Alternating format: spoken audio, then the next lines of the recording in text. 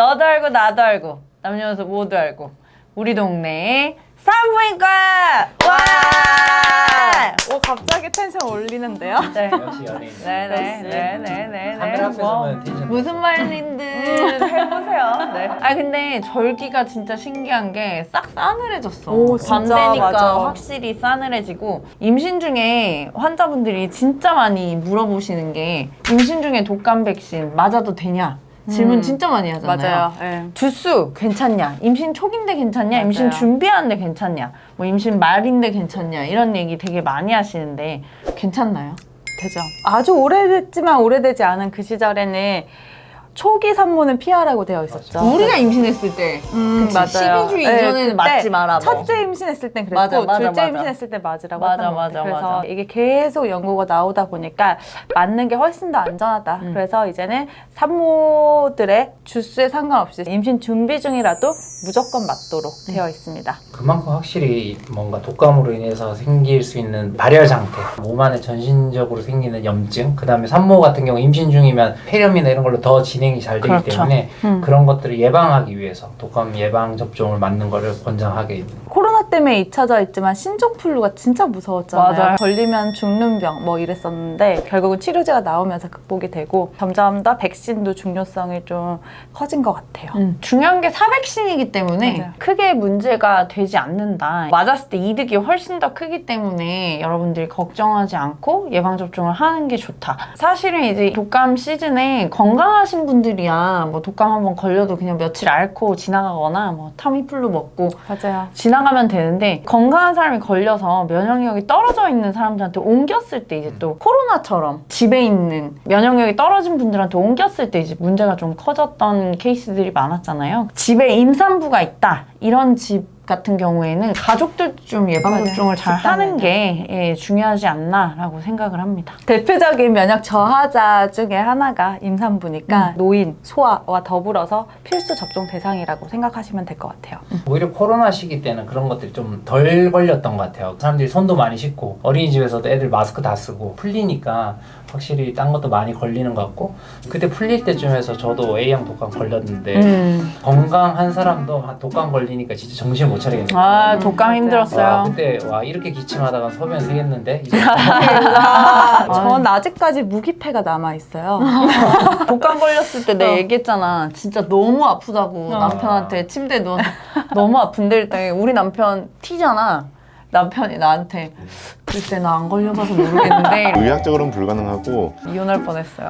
너무 열받더라고요. 마스크도 다 벗고 다니기 시작하면서 독감 백신의 여가가 이제 떨어질 맞아요. 때쯤에 맞아요. 올 초 봄이었죠. 진짜 A형 독감이 엄청나게 많이 걸렸던 것 같아요. 맞아요. 방심하는 틈을 타서 얘네들이 딱 들어왔는데 타미플루. 타미플루는 산모도 필요하면 꼭 먹게 돼 있잖아요. 근데 그런 것뿐만 아니라 뭐 나머지 해열제나 뭐 진통제나 이런 것들이 임신 중인 아닌 남성 여성들에 비해서 복용에 어려움이 있으니까 확실히 관리도 좀 어려운 것 같아요. 산모들한테도 안전한 약들이 많은데 그냥 산모들이 찝찝해 하시니까 맞아요. 그냥 안 걸리는 게 제일 좋다라고 보시면 될 것 같고요. 그러면 임신 중에 발열이 있을 때 우리가 제일 쉽게 복용할 수 있는 약은 뭐가 있을까요? 타이레놀이죠. 타이레놀은 우리가 아기한테도 특별한 문제가 없다고 잘 알려져 있고 오래전부터 쓰던 약이니까 사실 안전하게 쓸 수 있는 약입니다. 너무 39도, 40도 이렇게 올라가는 열을 처치 안 하고 아기한테 혹시나 약이 잘못된 영향을 미치지 않을까 생각하고 약을 먹지 않으면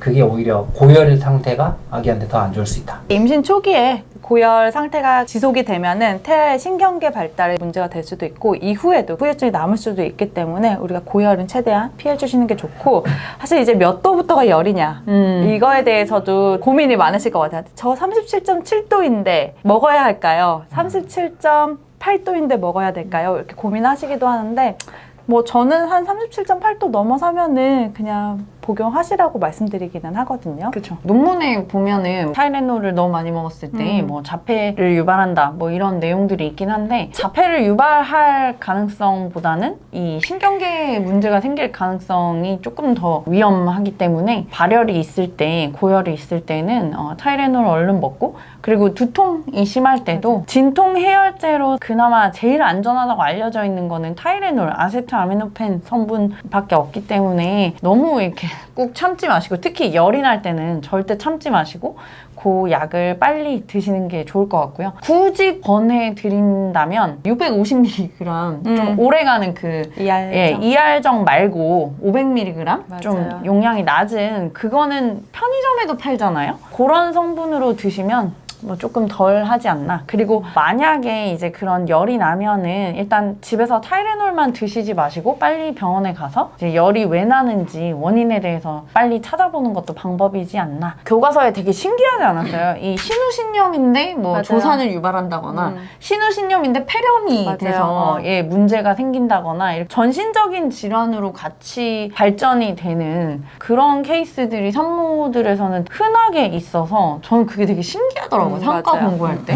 무증상 세균뇨 같은 경우는 원래 치료를 안 하는데 산모들은 초기에 소변 검사를 해서 균을 보는 이유 자체가 혹시라도 모를 신우신염까지 갈 수 있는 위험성이 산모들은 일반 인구들보다 더 많기 때문에 그런 것들 예방하고자 함이고 또 신우신염을 가면은 열도 많이 나고 맞아요. 통증도 있고 아까 네. 말씀하신 것처럼 그에 대한 그 후유증으로 뭐 폐 쪽이 안 좋아져서 갑자기 뭐 산모의 건강이 악화된다든지 맞아요. 태아의 건강에 문제가 생긴다든지 그럴 수가 있기 때문에 열이 나면 무조건 원인을 꼭 찾아보긴 해야 돼요. 열이 나는데 증상 뭐 콧물, 기침 딱 봐도 감기 같으면 또 상황에 따라 다를 수 있는데 뭐 이상하다 목도 안 아프고 가래도 없고 콧물도 없는데 뭔가 배는 조금 쿡쿡 쑤시고 뭐 이런 불편함이 있으면 사실 방광염이 올라와서 신우신염이 생기기도 하고 양수 양막염 같은 그런 문제가 있어도 역시 열이 나고 할 수 있거든요. 열이 나면 무조건 병원. 여기가 묘하게 아프다.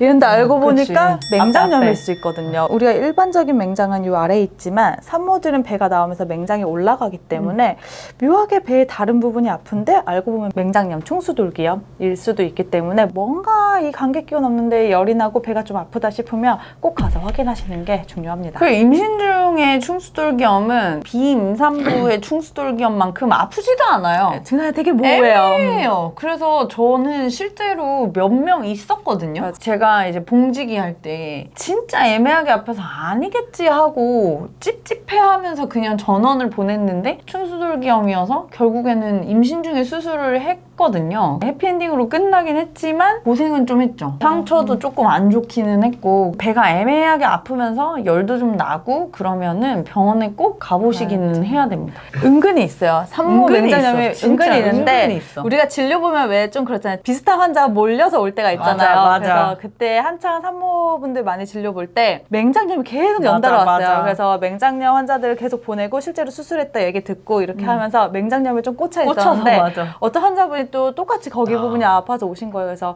이렇게 하면서 이거 맹장염일 수 있으니까 대학병원으로 맞아. 한번 가보시자고 했더니 저 수술했는데요. 막 이러시는 거예요. 그래서 맞아. 그러면 아니겠네요. 이러면서 되게 민망했던 맞아. 기억이 있었어요. 맞아. 제 친구는 임신 초에 담낭염. 담낭염이 있어가지고 임신 초에 했어요. 소아과 친구인데 정말. 굉장히 고생했다. 이 임신 완전히. 중에도 네. 급성 담낭염도 잘 생기잖아요. 잘 나왔습니다. 애기 아주 잘 나왔고요. 임신 몇 주인데 열이 나면 어떻게 하나요? 이런 것들 인터넷 찾으면 갔더니 뭐 검사만 실컷 하고 괜찮다면서 해열제만 주고 보냈어요. 이렇게 하는 글들을 이제 보면은 또 병원 가는 걸 되게 많이 두려워하는 것 같아요. 맞아요. 그래서 이 영상을 보실 때 많이 두려워하는 건 충분히 이해하는데 진짜 전형적인 콧물, 기침, 기침, 가래. 가래 그런 게 아니라면 꼭 의심을 하시고 그런 것도 오히려 감기라고 헷갈리는 것 중에 하나가 오한, 그다음 근육통 이런 것들은 내 몸의 염증 상태가 되면 생길 수 있는 증상이어서 내가 근육통이 왔고 내가 오한이 있으니까 감기일 거야 이렇게는 착각하시면 절대 안 돼요. 이게 또 문제가 내가 이 밤에 분만장 맞아요. 이렇게 가면 날 진상으로 보지 않을까. 맞아요. 맞아요. 그 걱정을 하시는데 괜찮음을 확인하면 마음이 편하잖아요. 직장이잖아요. 직업이고. 맞아요. 이유를 꼭 알아야 되는 케이스거든요. 산모들은 뭐 열이 39도가 넘고 너무 뭐 오한이 심하고 이러는데 아침까지 막 버티고 그러실 필요는 없고요. 응급실에 가면 열나는 산모는 그냥 응급으로 무조건 빨리 봐주니까 병원에 가시는 거를 좀 꺼려하지 않으셨으면 좋겠고 정상임을 확인하는 것도 굉장히 의미가 있는 작업이다. 정상이면 억울해. 맞아. 이게 진료비 아까워하고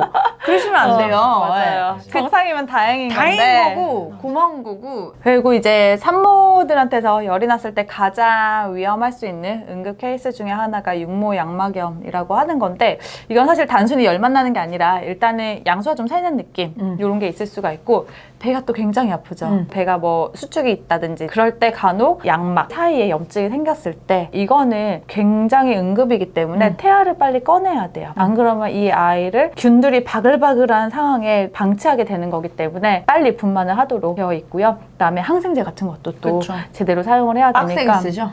만약에 내가 약간 뭔가 흘렀으면서 열이 나면서 배가 굉장히 아프다 이러면 지체 없이 병원으로 바로 가시도록 해야 됩니다. 분비물에서 또 약간 냄새가 맞아요. 날 때도 있고 일단 분비물 양이 좀 굉장히 많이 늘면서 약간 고름같이 분비물이 맞아요. 나온다고 하기도 하고요. 그래서 막 그 아기가 고름집 안에 있다고 맞아요. 고름 안에 네. 쌓여있다고 이렇게 하는데 열을 조금 방치하면 조금 위험한 상황들이 몇 가지 있었던 것 같아요. 산모 자체가 열이 나더라도 태아 모니터링을 해보면 아기들 심박수가 많이 뛰기는 하는데 요것도 되게 특징적으로 아기 맞아요. 심박수가 엄청 빠르게 뛰거든요. 산모가 열이 나가지고 병원에 가면 일정 주수 이상에서는 아기 모니터링을 하니까 선생님들이 조금 얼러트하게 보시는 질환 중에 하나라고 보시면 됩니다. 독감 접종을 하면 가장 흔한 거를 일단은 딱 배제할 수 빼고 있어요. 시작하잖아요. 산모님들이 참 건강하셨으면 좋겠어요. 특히 이제 요즘같이 저출산 맞아요.